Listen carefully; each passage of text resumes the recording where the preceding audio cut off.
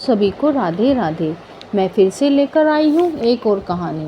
उम्मीद करती हूँ ये सारी कहानियाँ आप सभी को अच्छी लगती होंगी ज़रूर, तभी तो आप इतने ध्यान से और प्यार से सुनते हैं। आप सभी के प्यार के लिए बहुत बहुत धन्यवाद। यह कहानी एक जुलाहे की है जो कपड़ा बुनते और बनाते हैं। ये कहानी उनकी है। उस जुलाहे का नाम गोपी था, उसकी पत्नी का नाम बसंती था। वह गरीब थे।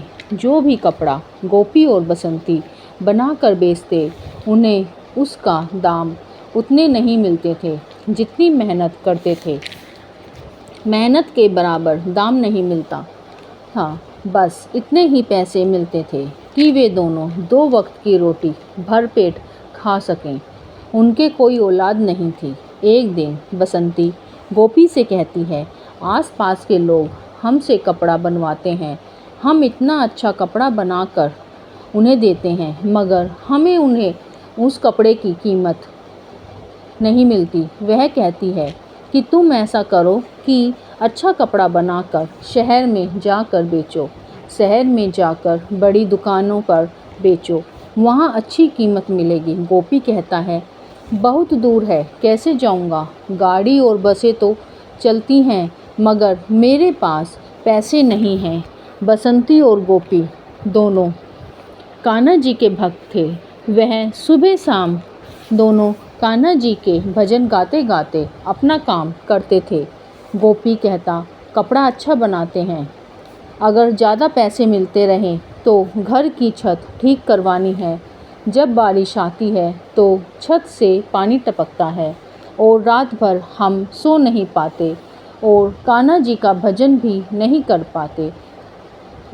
बसंती कहती है, ज़्यादा पैसे मिलने लगेंगे तो एक कान्हा जी की मूर्ति भी लेकर आना। गोपी कहता है, इस टूटी फूटी झोंपड़ी में हम ठीक से नहीं रह पाते तो कान्हा जी को कहाँ रखेंगे?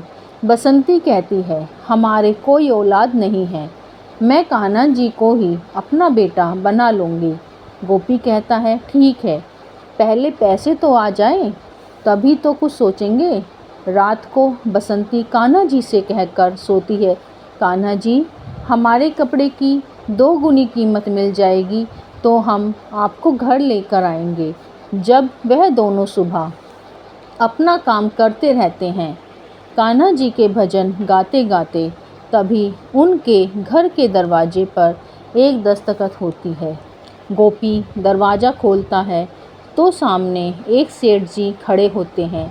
सेठ जी पूछते हैं, यह गोपी का घर है जो कपड़ा बनाता है? गोपी कहता है, हाँ जी सेठ जी, मैं ही गोपी हूँ। मैं और मेरी पत्नी हम दोनों ही कपड़ा बनाते हैं। सेठ जी कहते हैं, मैं शहर से आया हूँ। शहर में मेरी कपड़ों की दुकान है।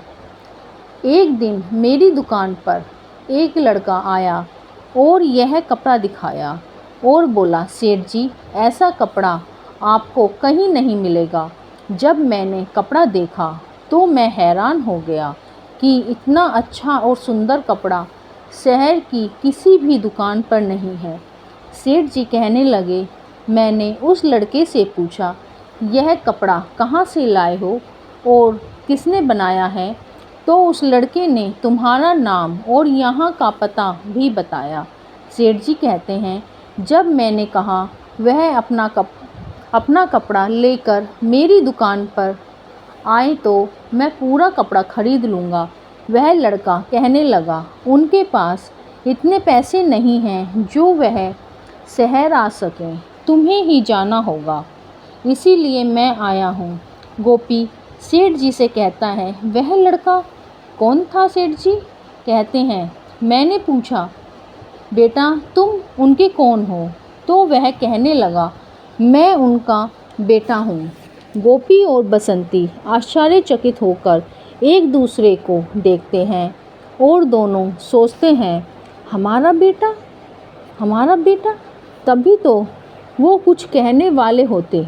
इतने में सेठ जी कहते हैं, गोपी तुम अच्छा कपड़ा बनाते हो। सेठ जी उन्हें बहुत बड़ा ऑर्डर देते हैं और थोड़े पैसे भी देते हैं। कहते हैं, गोपी यह ऑर्डर 20 दिन में दे देना। गोपी और बसंती इतने पैसे देखकर खुश हो जाते हैं और बसंती कहती है, यह सब कान्हा जी की वजह से हुआ है। शायद कान्हा जी हमारे घर आना चाहते हैं, तभी तो उन्होंने इतना बड़ा ऑर्डर दिलवाया है। अब हम अपने घर की छत को ठीक करवा लेंगे और फिर कान्हा जी को अपने घर ले आएंगे। और वे कान्हा जी को घर ले आते हैं। अब तो उनके हालात सुधरने लगे। वह दोनों काम करते करते कान्हा जी के भजन गाते और सेठ जी का ऑर्डर भी पूरा करते।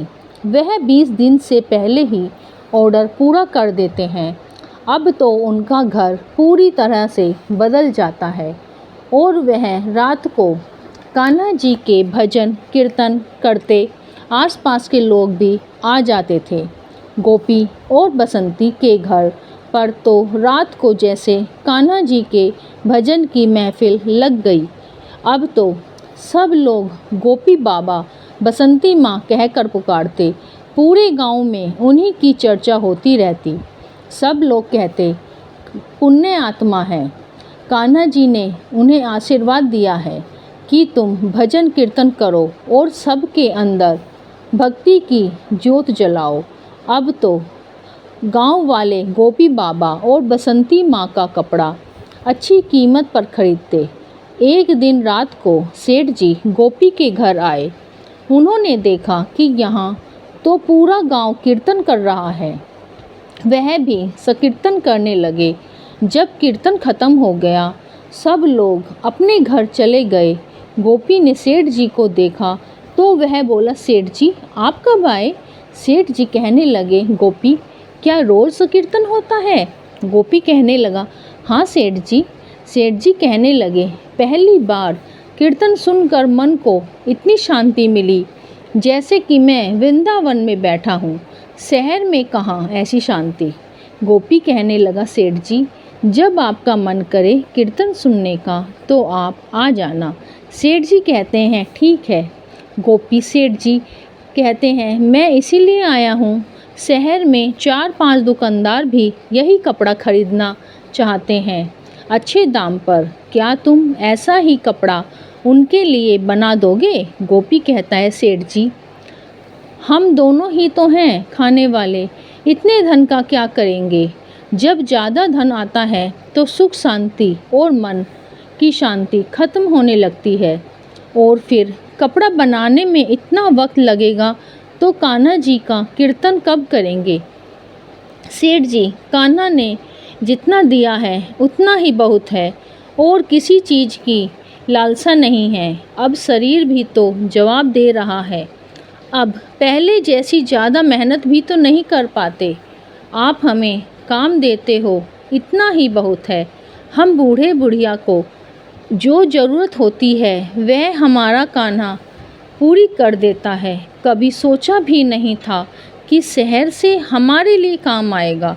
हमारे पास शहर जाने के लिए पैसे भी नहीं होते थे।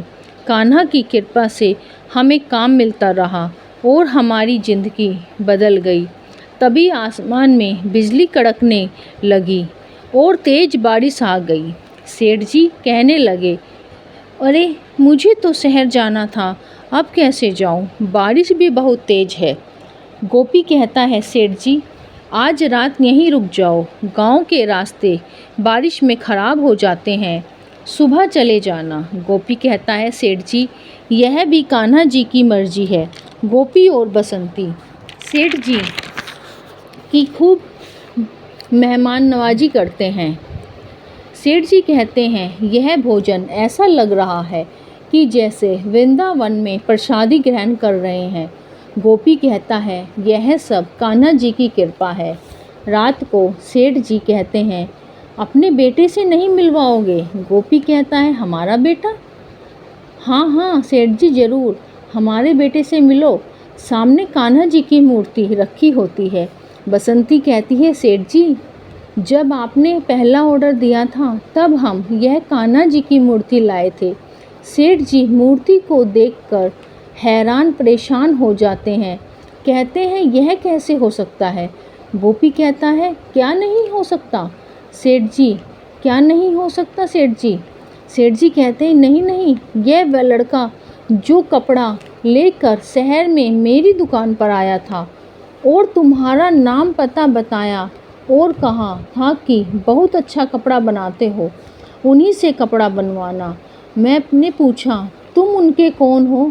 तो वह कहने लगा कि मैं उनका बेटा हूँ, तभी तो मैं शहर से तुम्हारे पास आया था।